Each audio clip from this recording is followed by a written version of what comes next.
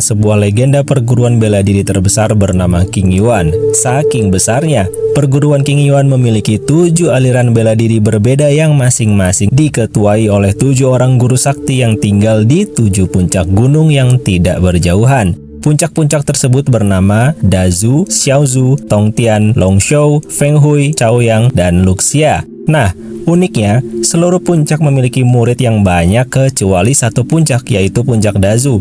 Puncak tersebut hanya memiliki 7 orang murid, di mana salah satunya lebih banyak menghabiskan waktu untuk memasak daripada belajar kungfu. Murid tersebut bernama Xiao Fan. Hampir setiap hari rutinitas seru terjadi di dalam puncak Dazu karena murid-muridnya yang terbilang santai dan suka bercanda satu sama lain, bahkan saat menjelang waktu makan sekalipun. Melihat makanan berantakan, sang guru alias ketua puncak Dazu tidak marah, melainkan mengajak murid-muridnya untuk makan seadanya.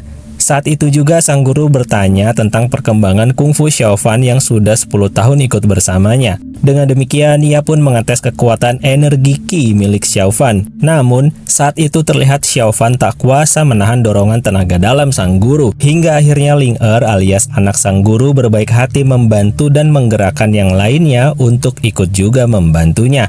Tapi tentu saja semua bukan tandingan sang guru yang tanpa susah payah mementalkan semua murid yang membantu Xiao Fan. Setelah itu, film juga memberitahukan masa lalu Xiao Fan yang ternyata 10 tahun lalu desanya di lembah gunung mengalami bencana kilat luar biasa. Hal itu diakibatkan oleh pertarungan antara biksu sakti dan utusan Raja Iblis. Mereka bertarung memperebutkan sebuah benda pusaka berupa manik penghisap darah yang dapat digunakan untuk membangkitkan pusaka tongkat sukma yang akan menjadi senjata terkuat dan paling setia di muka bumi. Di sela-sela pertarungan, rupanya sang biksu menitipkan manik penghisap darah pada Xiao Fan. Dan pertarungan pun terus dilanjutkan hingga pada puncaknya tak diketahui secara jelas pemenangnya. Tapi yang menjadi jelas adalah keesokan harinya seluruh penduduk desa meninggal kecuali 2 anak kecil yang baru saja pulang bermain. Mereka adalah Xiao Fan dan Jing Yu. Tak lama kemudian, datanglah seorang guru beserta pasukannya dari puncak Dazu. Nah, disitulah cerita awal mula Xiao Fan dan Jing Yu ikut masuk perguruan King Yuan, namun mereka berpisah aliran. Hingga akhirnya Xiao Fan dibimbing puncak Dazu, sedangkan Jing Yu berlatih di puncak Longshou. Di tempat berbeda alias di puncak gunung tertinggi. Ketujuh guru dari tiap aliran sedang berkumpul dalam kuil megah. Di sana mereka sedang berdiskusi tentang turnamen bela diri terbesar tradisi perguruan King Yuan yang digelar 60 tahun sekali, di mana tiap aliran harus memberi perwakilan sejumlah 7 orang yang akan bertarung babak demi babak hingga muncul seorang pemenang. Singkat cerita, Xiao Fan sekarang sedang diobati lukanya oleh Ling Er alias anak sang guru puncak Dazu. Luka-luka yang diterimanya disebabkan karena Xiao Fan habis tertangkap basah menyelinap ke puncak Xiaozu di mana semua muridnya adalah para gadis yang sangat terlatih. Saat diobati, rupanya Xiao Fan kegeeran karena selama ini ia memendam rasa pada Ling Er yang sebenarnya telah menganggap Xiao Fan sebagai adik. Keesokan harinya dalam perasaan galau, ternyata Xiao Fan punya teman curhat yang sangat ekstrim. Xiao Fan yang dianggap lemah oleh manusia, ternyata punya hati yang tulus dan penuh cinta hingga ia mampu bersahabat dengan naga raksasa penghuni danau bernama Ling Zun. Dikala galau atau senggang, ternyata Xiao Fan sering mengunjungi Ling Zun untuk sekedar memberi makan sambil melepas unek-unek di pikirannya.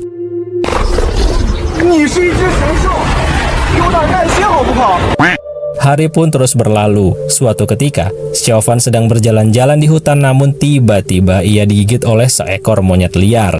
Nah, saat itulah kejadian tak terduga menimpanya. Darah yang keluar dari tangannya tiba-tiba membuat manik pusaka penghisap darah yang diberi biksu waktu ia kecil mulai bereaksi menghisap darahnya. Lalu, seketika sebuah benda pusaka lain pun bangkit dari kedalaman air. Ternyata, itu adalah sebuah tongkat sukma yang terpanggil akibat manik darah telah aktif.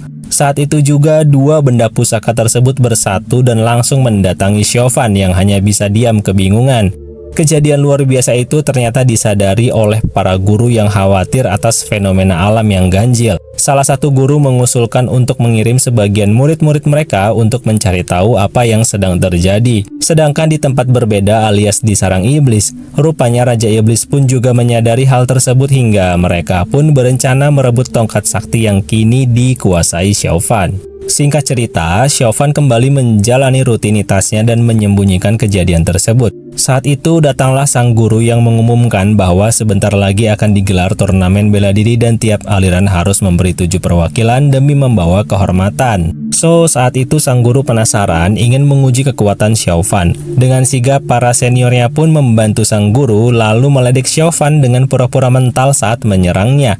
Tak berselang lama, Jing Yu alias teman semasa kecilnya datang untuk menyampaikan salam dari puncak Longshu. Namun melihat Chauvin diremehkan, ia pun memarahi murid-murid puncak Dazu. Ling Er yang tak terima pun bertarung dengan Jing Yu. Tapi kemudian datanglah Qi Hao alias murid unggulan puncak Longshu alias seniornya Jing Yu yang melerai pertarungan. Lalu meminta maaf pada puncak Dazu atas kelakuan Jing Yu yang terpancing emosi. Dan pada akhirnya lonceng raksasa dibunyikan, pertanda turnamen bela diri terbesar pun dimulai.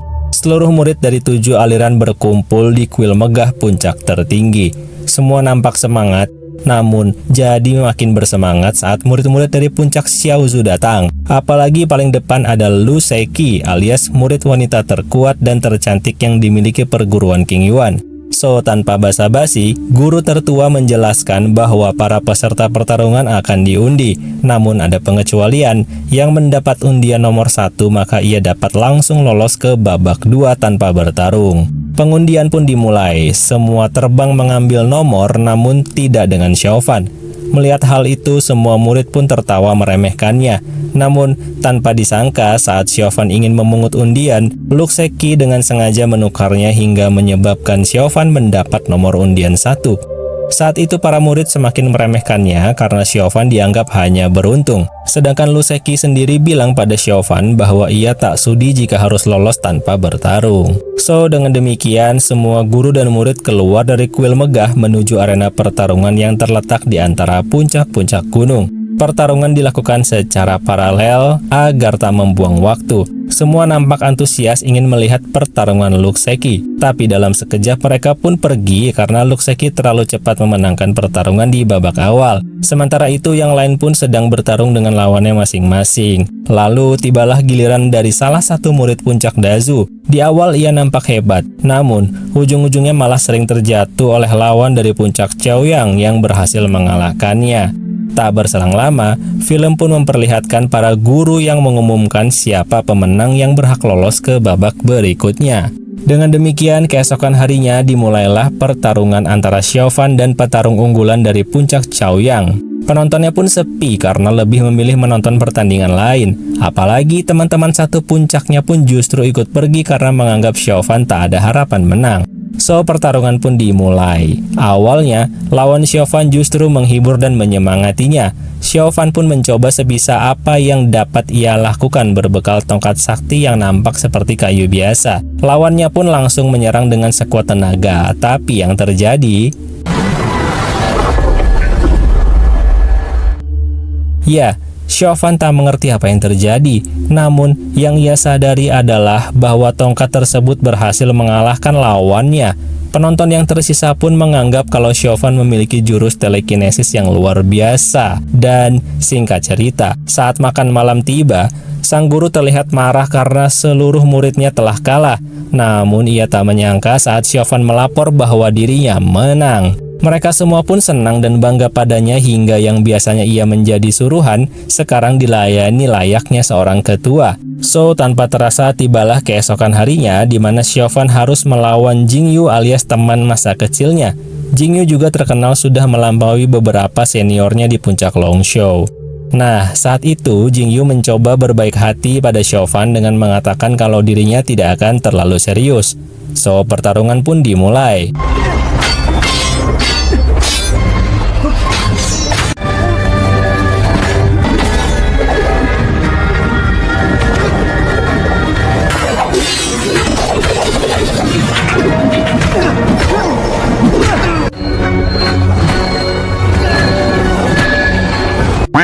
Ya, pada akhirnya Jing Yu terlihat kesal karena ia bisa kalah telak dari Chauvin yang selama ini dianggap orang-orang sangat lemah, bahkan terbang pun tidak bisa. Semua penonton pun terkaget-kaget dengan kungfu Chauvin yang dianggap sebagai jurus tingkat tertinggi dalam pengendalian benda. Singkat cerita, pertandingan hari itu pun usai hingga tersisa 2 peserta sebagai finalis. yaitu Xiaofan dan tentunya Lu Sheki yang memang sedari awal sudah diprediksi oleh semua orang. Dan yang ditunggu semua orang pun akhirnya tiba, di mana keesokan harinya Lu Sheki akan berhadapan dengan Xiaofan. Sebelum menghadapi Lu Sheki, rupanya nih Xiaofan telah membuang tongkat saktinya ke dasar jurang karena ia merasa tak layak menang jika tergantung pada sebuah benda. Namun saat keadaannya terdesak hampir kalah, tongkat itu tiba-tiba langsung datang kembali melindunginya hingga pertarungan pun semakin sengit. Pada puncaknya ternyata Xiaofan tak tega jika tongkat pusakanya harus menghantam kepala Lu Sheki. Begitupun Lu Sheki yang akhirnya hanya menggunakan tangan untuk menjatuhkan Xiaofan. So, dengan demikian Xiaofan terjatuh terbaring di tanah dan pertandingan final pun dimenangkan oleh Lu Sheki sebagai perwakilan dari puncak Xiaozhou. Scene berpindah di tempat berbeda. Terlihat gerombolan murid yang telah diberi misi oleh para guru untuk menyelidiki fenomena alam yang ganjil. Di tengah investigasi mereka, rupanya diserang oleh beberapa utusan Raja Iblis. Mereka hampir terbantai semuanya. Mulai dari bersusah payah melawan pengendali boneka yang mengerikan, lalu berjuang melawan pengendali topi bundar yang sangat lincah tak tertandingi. Kemudian bersusah payah melawan penyihir iblis yang jurusnya aneh-aneh, hingga melawan siluman babi dengan ilmu pedang tingkat tinggi. Dan setelah mereka semua terbantai, datanglah kereta Raja Iblis dari bawah tanah yang menuju tempat turnamen diselenggarakan. Turnamen pun telah usai dan Xiaofan sedang berjalan sendirian. Namun, tiba-tiba ia dicegat oleh kereta kuda yang tiba-tiba berubah menjadi sosok super sakti alias Raja Iblis yang tanpa basa-basi langsung merebut tongkat pusaka yang dipegang Xiaofan. Tapi karena sudah menyatu dengan darahnya, tongkat tersebut segera kembali dalam genggaman Xiaofan. Raja Iblis pun belum menyerah hingga pertarungan sengit terjadi antara keduanya. Raja Iblis sangat berambisi membunuh Xiaofan karena hanya itulah satu-satunya cara agar ia bisa menguasai tongkat sakti sepenuhnya. Namun saat Xiaofan hampir terbunuh, tiba-tiba datanglah pertolongan yang tak disangka, alias seluruh guru datang membantu beserta seluruh murid perguruan King Yuan.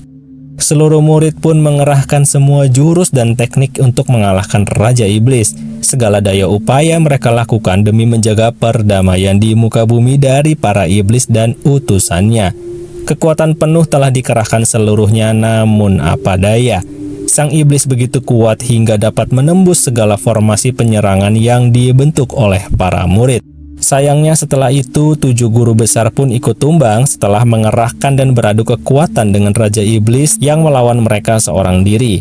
Saat keadaan terdesak itulah Xiaofan langsung datang membantu dengan seluruh kekuatan tongkat sakti. Para guru pun langsung ikut membantu dengan mentransfer ilmu kungfu tiap aliran pada Xiaofan. Sebenarnya cara ini berbahaya, namun tubuh Xiaofan yang telah di-backup oleh benda pusaka mampu menampung seluruh aliran perguruan King Yuan. Hingga pada akhirnya ia berhasil meledakkan aura yang luar biasa hebat hingga membuat Raja Iblis dan pasukannya sekarat kerepotan. Raja Iblis berencana kabur, namun sebelum itu ia mengatakan kalau Xiaofan telah menyerap jurus iblisnya bersamaan saat para guru memasukkan 7 aliran kungfu ke tubuhnya. Dan ia pun membongkar bahwa sebenarnya manik penghisap darah adalah benda pusaka dari kerajaan iblis. So dengan demikian lambat laun Xiaofan akan berubah menjadi jahat dan menghancurkan perguruan King Yuan. Setelah itu Raja Iblis dan pasukannya pun kabur. Tak perlu waktu lama, ucapan Raja Iblis ternyata benar. Xiaofan mulai mengeluarkan aura kegelapan. Para guru dengan berat hati langsung menyerangnya. Tapi apa daya, Xiaofan sudah menyerap seluruh aliran perguruan King Yuan hingga dengan mudah ia mengalahkan para guru hingga semua terpental tak berdaya. Sayangnya, saat ia ingin membunuh gurunya sendiri, tiba-tiba Ling Er datang melindungi ayahnya dengan mengorbankan kepalanya terhantam pusaka iblis. Saat itu Xiaofan semakin menggila dan ingin membunuh Ling Er, namun dengan sepenuh hati Ling Er menatapnya hingga Xiaofan mengingat jati dirinya dan aura kegelapan perlahan mereda. Namun itu tak merubah keadaan di mana Ling Er tewas di tangan Xiaofan. Salah satu guru mengatakan bahwa Xiaofan cepat atau lambat akan menjadi Raja Iblis, lalu menyuruh Lu Sheki untuk membunuhnya. Tapi saat pedang hampir sampai, guru Xiaofan menahan pedang tersebut lalu mengusirnya sekaligus mengeluarkannya dari perguruan King Yuan. Padahal saat itu Chauvin sudah siap menerima hukumannya mumpung dirinya belum dirasuki kembali oleh aura kegelapan. So, dengan demikian Chauvin pun akhirnya pergi dari perguruan King Yuan untuk selamanya dan film pun berakhir. Jadi gimana menurut kalian? Terima kasih sudah menonton dan semoga bisa dinikmati ya. Bye!